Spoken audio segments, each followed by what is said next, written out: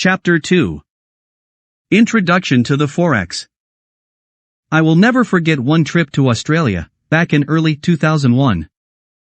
I was working out of our office in Sydney, preparing for a class, when I was emailed the list of attendees.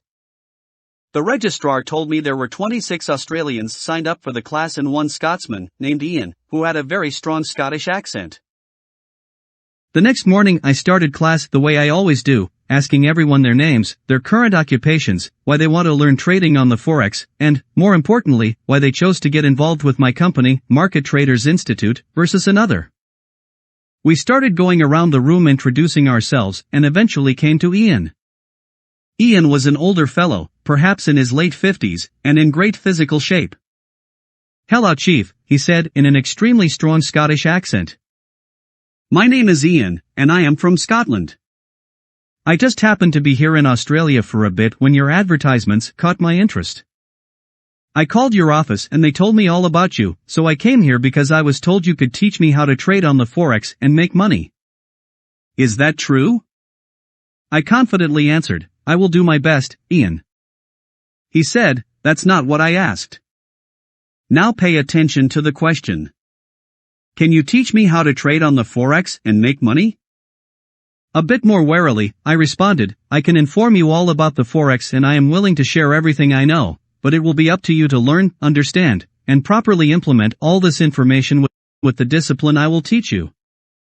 He said, "Okay, that's a fair statement." Then he said, "Chief, I am a mercenary by profession." Do you know what that is? Ian, I have learned never to assume anything. The term mercenary here in Australia could be different, so why don't you inform the class what you mean? I was absolutely not prepared for what he said next. "Chief, I kill people for foreign governments, and I am here to tell you that if this is a scam and if you can't teach me how to trade on the Forex, I will kill you." There is nothing worse than being caught off guard or put on the spot in front of a crowd. Everyone's eyes in the class were now focused on me. So I threw my hands up in the air and said, "Wow, no pressure, Ian." Then I looked at the class and said, "Class, I know we have only scheduled 3 days of training, but we may be here for a month because I am going to go over each and every single detail I know about the Forex. This will be the best class I have ever given, and, rest assured, if I don't know the answer to a question, I will go to the ends of the earth to answer it before I leave Australia, because I don't want to have to look over my shoulder the rest of my life wondering if Ian is near." The class burst into loud laughter. The best way to learn something and remember it is to teach it to someone else, so after I teach a concept for about 45 minutes, I instruct the class to teach each other. I have the person on the right teach the concept to the person on their left, and after they are done I have the person on the left teach the concept to the person on their right. Little did I realize this teaching technique would potentially save my life. When I divided the class into pairs that day, I believe God protected me by having an odd number of students. When I got to Ian, I said, "Ian, I will be your partner." Although some of the other students asked to partner with me, I told them, "Nothing personal, but my life is at stake here, so I am going to work with Ian." Thankfully, they all understood. Looking back, I must say that was one of the most detailed, and perhaps one of the best, classes I have ever given. Every time someone had a question, I immediately asked, "Ian, did you understand the question?" Then I would follow up with, "Ian, did you understand the answer?" If he said yes, I would make him explain it to me and the rest of the class as an insurance policy against my life. I am happy to report that both Ian and I are still alive. In fact, Ian is now an active client of ours and has taught me a lot in return. Two of the greatest things he taught me were how to perform under pressure and, more importantly, how to keep things simple with respect to teaching Forex trading. For example, at one point, Ian could only recognize and understand uptrends. "I can't see or understand downtrends, crown reversals, consolidations, Gartleys, or harmonic vibrations," he told me, "but I sure can see an uptrend." A simple fact about trading on the Forex is there are 6 major world currencies traded against the US dollar. When 3 go up, the other 3 go down. They have to move in opposite directions to keep the world economy in balance. So when the currency of Ian's choice stops trending up and begins to reverse and trend down, Ian goes and finds one of the other three currencies that have reversed from a downtrend and are now trending up. He keeps his trading simple. As I move forward teaching you about the Forex, I will do my best to explain the concepts in this book as if you are Ian and that my life is dependent on providing you with the most accurate and detailed information to help you get started. History of the Forex market. How it all began. Bretton Woods Accord. The modern Forex market was established around 1973. But the Bretton Woods Accord of 1944, which was established to stabilize the global economy after World War II, is generally accepted as the original beginning of the foreign exchange market. It created the concept of trading currencies against each other and the International Monetary Fund, IMF. Currencies from around the world were fixed to the US dollar, which in turn was fixed to gold prices in hopes of bringing stability to global Forex events. All currencies were allowed to fluctuate around that value but only within a narrow trading range. Central banks agreed to intervene in the event that their country's currency moved or threatened to move outside that trading range. If the fixed value of a country's currency shifted outside the trading range, that country had the right under the articles of the agreement to declare that a fundamental imbalance is in existence. As a result of this fundamental imbalance, it created a revaluation or devaluation of the country's currency. In 1971, the accord finally failed. However, it did manage to stabilize major economies of the world, including those of America, Europe, and Asia. Free-floating currencies. In late 1971 and 1972, two more attempts were made to establish free-floating currencies against the US dollar, the Smithsonian Agreement and the European Joint Float. To float a currency simply means to create a policy by which a strong economic currency is used, such as the US dollar, USD, which in turn is anchored to the price of gold as a benchmark, also known as the gold standard, to bring stability to a volatile global economic situation. All other weaker economic currencies are then fixed against the USD and allowed to fluctuate, or float, no more than 1% on either side of the fixed rate. If the fixed rate moved more than 1%, the central bank of that country was required to intervene in the market until the exchange rate was brought back to within the 1% band.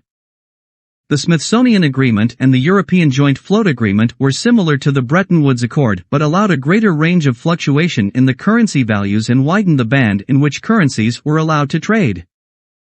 The Smithsonian Agreement was just a modification of the Bretton Woods Accord, with allowances for greater fluctuation, whereas the European Agreement aimed to reduce the dependence of European currencies on the US dollar. But after the failure of the three agreements, nations were allowed to peg their currencies to freely float, eventually being mandated to do so in 1978 by the IMF. The free-floating system managed to continue for several years after the mandate, yet many countries with weaker currency values incurred major economic devaluation against certain countries that had stronger currency values. European monetary system. European currencies were among those most affected by the strength of the US dollar and the British pound, GBP. In July 1978, the European monetary system was created to counter its dependence on the USD. But by 1993, it was clear that this European monetary system had failed. Shortly thereafter, retail currency trading opportunities as we know them today started to be enjoyed by smaller investors willing to take similar risks as that of banks and large financial institutions. Devaluation. By the late 1990s, stability issues arose in Europe, and major financial problems erupted in Asia. In 1997, there was a major currency crisis in Southeast Asia, which forced many of the country's economic currencies to float.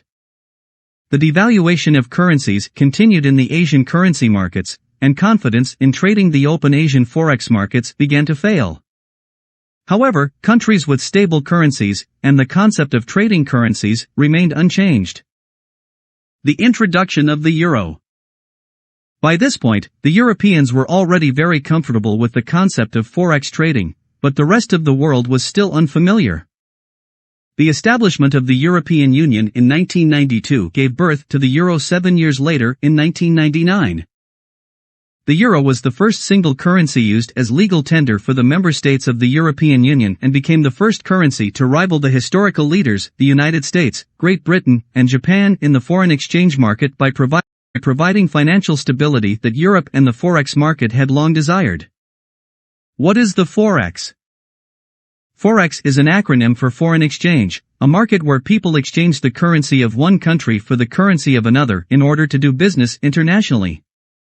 Typical situations in which such currency exchange is necessary include payments of import and export purchases and the sale of goods or services between countries. Forex is also called the cash market or spot interbank market. The spot market means trading on the spot, at whatever the price is at that moment. Prior to 1994, the Forex retail interbank market for small individual speculative investors or traders was not available. A speculative investor, or speculative trader, is one who looks to make a profit on price movement in the market and is not looking to hold on to any currency long-term. But with the average minimum transaction size of $1 million, smaller traders were all but excluded from participation in this market. Then in the late 1990s, retail market maker brokers, companies that facilitate the trades for speculative traders, were allowed to break up the large interbank units and offered individual traders the opportunity to participate in the Forex market as we know it today. Forex is considered the largest financial market in the world. The term market refers to a place where buyers and sellers are brought together to execute trading transactions. More than $1.5 trillion US dollar is traded daily on the Forex. By comparison, $300 billion is traded daily on the U.S. Treasury bond market and $100 billion is traded daily on the U.S. stock market, for a total of $400 billion per day. Forex trades nearly 4 times that volume daily, exceeding the daily combined activity of all the other financial markets. Forex has no physical location. Transactions are placed via the internet or telephone but is composed of approximately 4,500 international world banks and retail brokers. Individual traders wanting to profit by speculating on price changes can only access this market through a Forex broker, such as i-tradefx.com. It is a good practice of a speculative trader to only deal with Forex brokers that are regulated by the governmental bodies in their respective countries. Types of traders. Trading currencies involves the fluctuation of one currency in relation to another. That is the main difference between trading currencies and stock trading. You always have to deal with 2 instruments, or currency pairs, whereas in stock trading you only deal with 1 instrument. The definition of a currency pair, or currency cross, is trading one currency for another currency, and you need a currency pair to execute a trade on the Forex.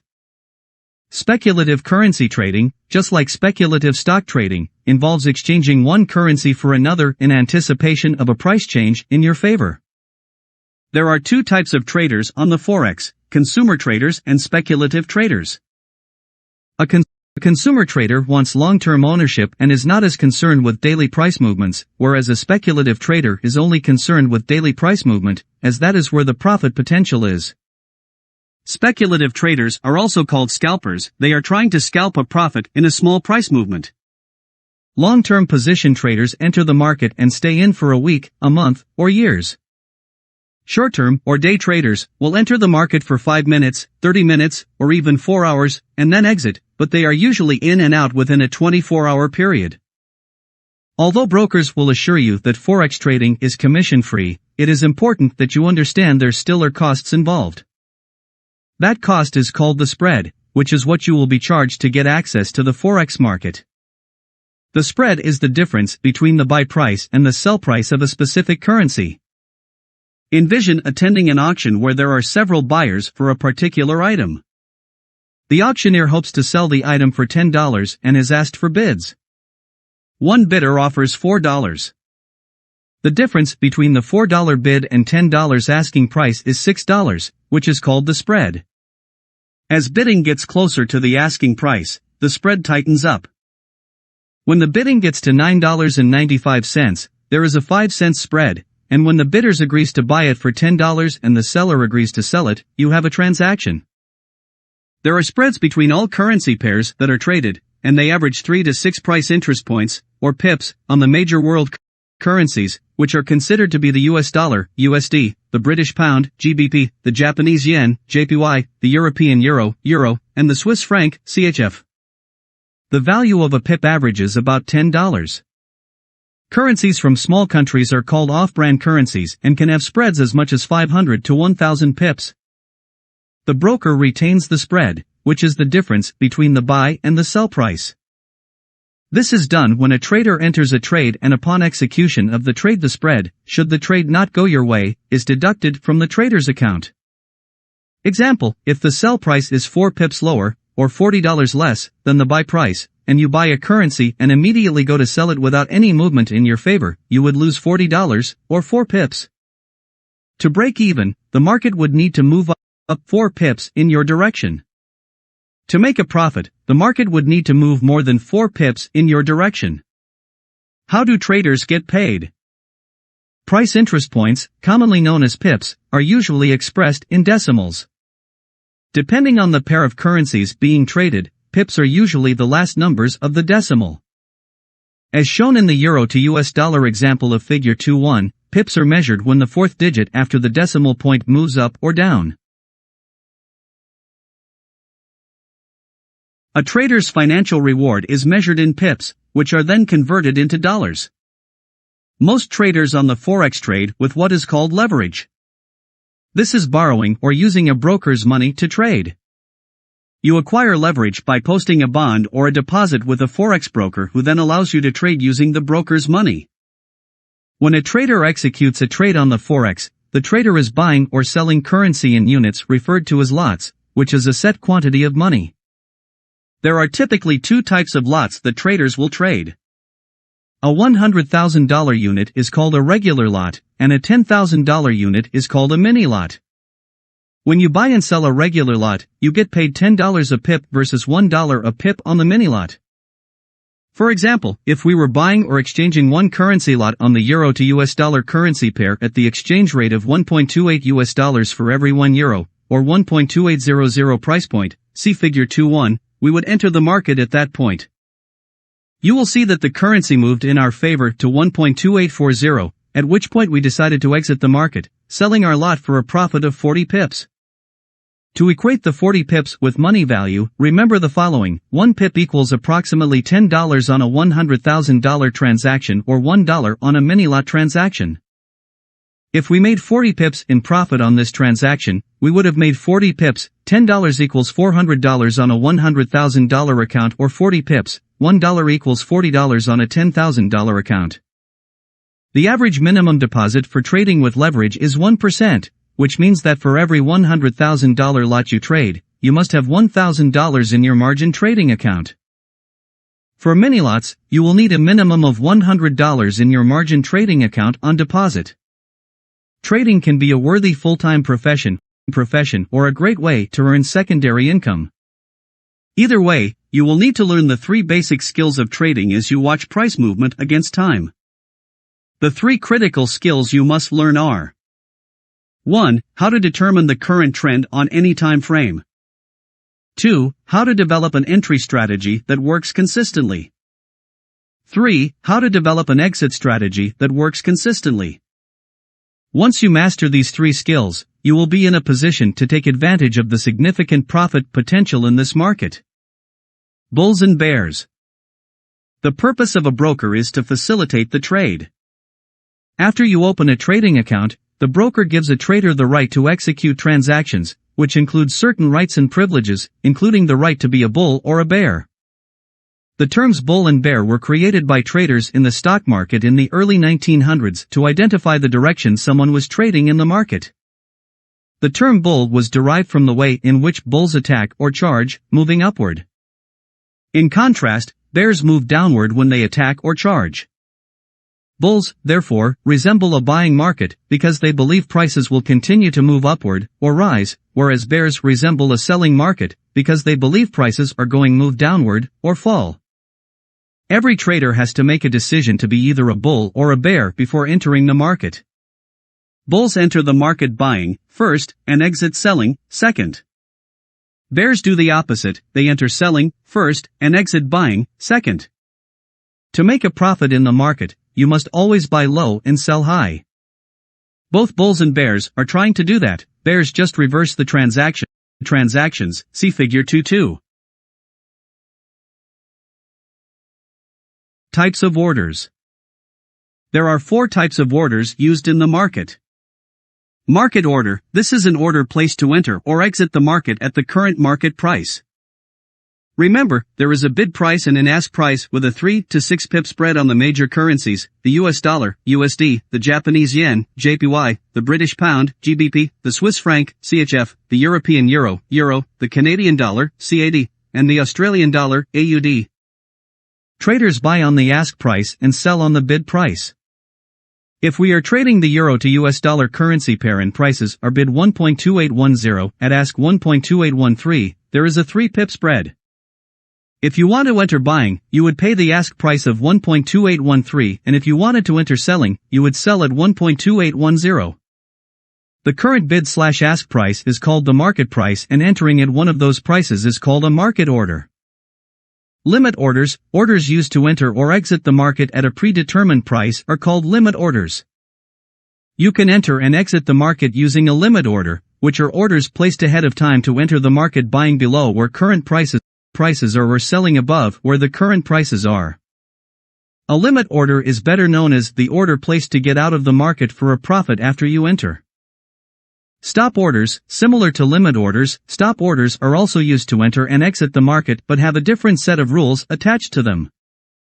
They are placed like a limit order at a predetermined price, however, they turn into market orders when the market reaches the predetermined price and may be subjected to slippage. Slippage occurs when you place a stop order at a certain price and the market moves faster than the broker can execute the order and you receive a worse fill. The rule is, when you place a buy order above the current market price it is called a stop order, and when you place a sell order below where the current price is it is also called a stop order. Most stop orders are known as the order placed to exit the market at a loss after you enter, the order used to protect your principal equity.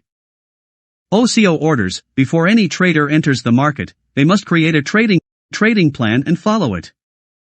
Every trade should have an entry point, a predetermined exit point for profit, and a well-thought-out exit point for minimal loss should the market not go your way.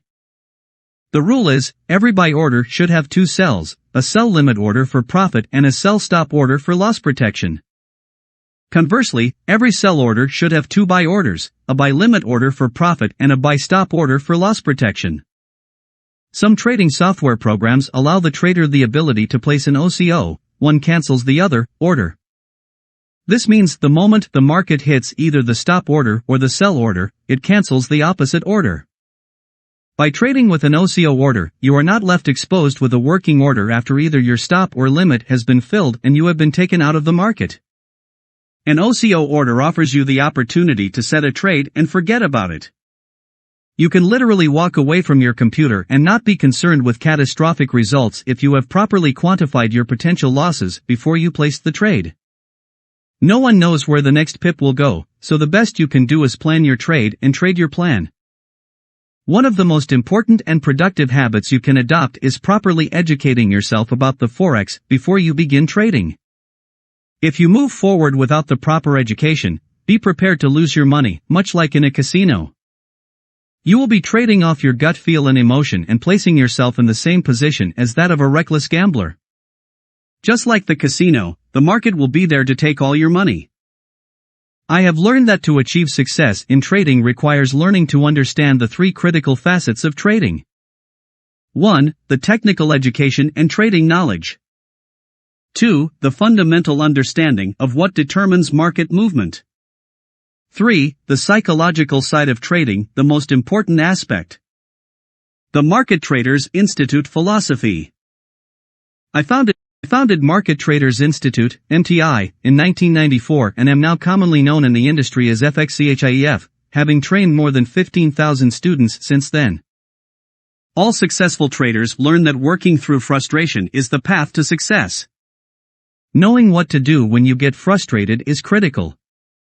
Learning to overcome and master your frustrations in life, as well as in trading, is an important part of a trader's armor.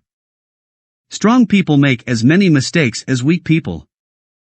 The difference is that strong people admit their mistakes, laugh at them, and learn from them, and that is how they become strong. Mistakes are part of being human. We need to appreciate our mistakes for what they are. Just about all of life's important lessons can only be learned the hard way, by making mistakes. Before you begin trading, you need to create your own mission statement to help you focus on becoming an educated, financially successful, long-term Forex trader. I want you to think of your journey toward becoming a successful trader as a transformation of thought, a new process of knowledge build-up, followed by 1. Disciplined thought. 2. Disciplined rules. 3. Disciplined action. The 3 levels of trading. Level 1, the beginner trader. Your focus is on studying, understanding, and beginning to establish your trader's constitution, methodology, and trading strategy to match your personality. Practice first on a demo account to become comfortable with the trading platform before trading with real money. Level 2, the competent trader. You acquire conscious competence. You begin to trade with real money, work through your emotions, and learn to trade within the equity management rules to achieve a consistent financial return. Level 3, the expert trader. You acquire unconscious competence. You mechanically execute profitable trades with no emotion. Your decisions are based on your belief, education, established rules, and experiences to achieve a consistent financial return. The reality of trading. The reality of trading is that less than 10% of all traders who attempt to trade succeed in the market. More than 90% of all traders who attempt to become successful on the Forex fail. Our professional international team at Market Traders Institute adamantly believes in proper education first. Knowledge is the key that can make a big difference in the success of a trader, providing a necessary edge. In this market, knowledge equals income. Lack of knowledge equals lack of income. Correctly applied, knowledge can equals financial freedom. I cannot stress this enough, the majority of the world is locked into managing its poverty or mediocrity. Very few people learn how to manage any kind of success because they are not given any sort of manual or instruction guide to success. Growing up, we learn how to survive financially from our caregivers and circles of influence. But not all mentors are successful, leaving many to learn through trial and error. Thousands of books have been written on how to achieve some sort of success. I believe that success comes from acquiring the right education about the opportunity, possessing the right work ethic, implementing the right productive daily habits, and believing with focus, concentration, action, and a positive attitude that your dream will come true. Successful people keep things simple. They find beauty in simplicity. The average person, for some reason, tries very hard to complicate things, even the simplest processes or procedures. I, on the other hand, have worked hard to take a very complicated issue, Forex, and simplify it, enabling just about anyone to understand how the markets work and how to trade them. The 21-day, 3% rule. The human mind forgets 80% of the knowledge it acquires within the first 3 days of acquisition. During the next 18 days, it continues the loss of information until it settles at 3% retention of the new information. In other words, if you don't use it, you will lose it. This discovery was made after years of research and has affected how our company does business.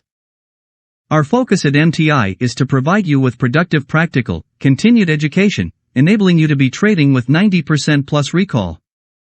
We provide our clients with the MTI Traders Checklist, enabling them to cover 100% of all the trading issues before they trade, just as a pilot covers his flight checklist before he takes off.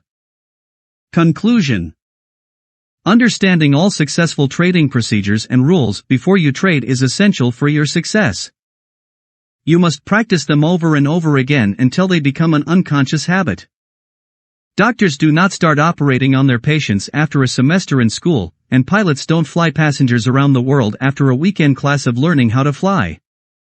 Doctors practice on cadavers first. They practice a long time before they are allowed to perform any operations for the simple reason that other people's lives depend on their actions. Pilots fly with instructors long before they go solo. The same reasoning and rules apply to trading. Although you might not lose your life if you don't know what you are doing when you trade, you most certainly can lose your financial stability.